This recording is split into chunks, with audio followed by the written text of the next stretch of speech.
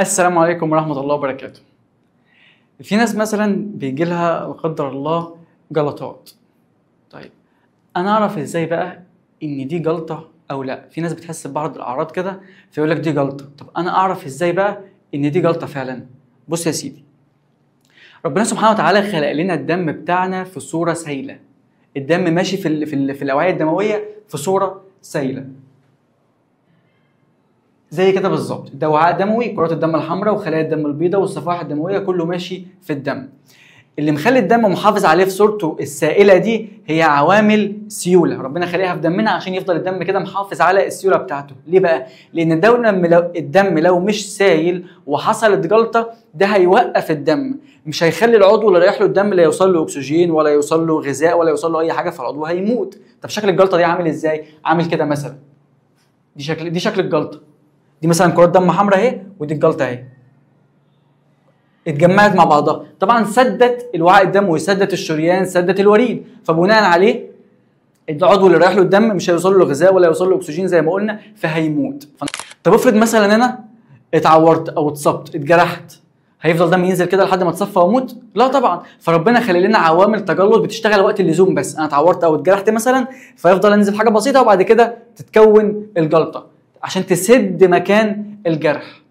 طيب دلوقتي في عوامل نسف او عوامل بتخلي الدم في صورته السائله وبتحافظ عليه في صورته السائله، وفي عوامل بتحافظ على الدم انه يتجلط وقت اللزوم.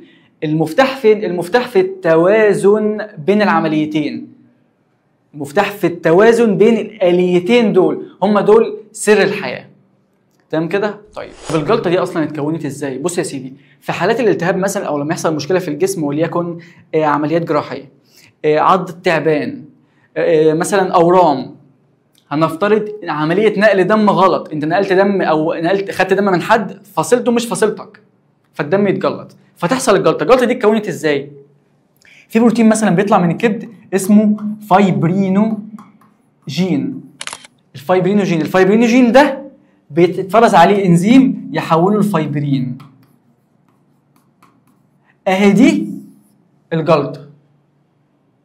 الفايبرينوجين اتفرز عليه انزيم حوله لفايبرين، دي خيوط الجلطه اللي سدت مكان الجرح. طيب احنا عايزين ندوب الجلطه، بنعمل ايه؟ بنفرز انزيم تاني على ماده الفايبرين دي، نكسرها، نكسر الجلطه، نكسر خيوط الجلطه فتتفكك، فالفايبرين يتفكك فيطلع منه ماده اسمها دي دايمر.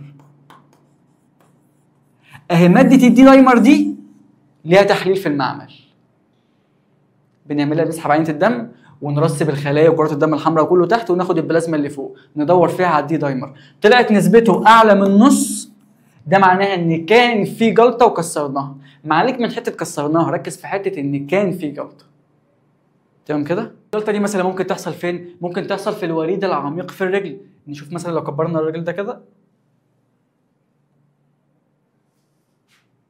كده مثلا، ده وريد في الرجل حصل فيه جلطه اهو، دي جلطه اتكونت.